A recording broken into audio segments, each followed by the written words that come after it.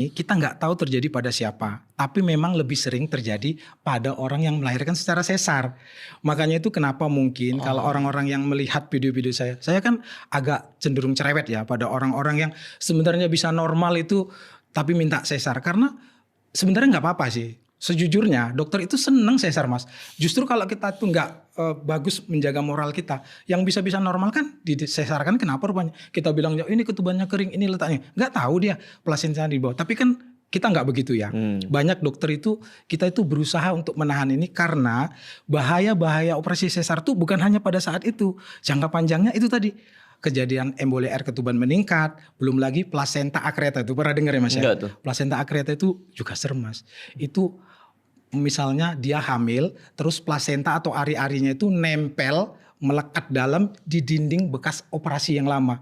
Dan itu kalau nanti bayinya dilahirkan, plasentanya ini nggak bisa dilepas. Jadi kadang-kadang ini harus kita angkat bersamaan dengan rahimnya. Dan mengangkat rahim sekalian sesar itu kan nggak segampang yang orang pikirkan. Belum lagi perlengketan dan segala macam. Itu kenapa banyak ya orang meninggal. Makanya saya selalu bilang nggak apa-apa sebenarnya kalau orang ingin lahir lahir operasi seksio by request. Kan sekarang banyak nih, semakin banyak nih Gen Z, anak-anak muda. Nggak apa-apa sebenarnya. Tapi jangan sampai kita memilih itu karena ketidaktahuan kita. Banyak orang yang nggak paham. Orang-orang yang meninggal akibat seksio itu sebenarnya lebih banyak daripada yang melahirkan normal. Yang kita takut apa dari melahirkan itu? Sakit, perdarahan. Justru sebenarnya orang-orang yang perdarahan setelah seksio itu lebih banyak. Ya dilihat aja literaturnya ada, datanya ada.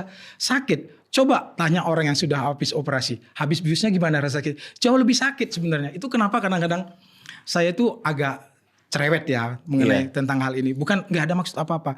Tapi saya pikir memang ini tugas kita bersama.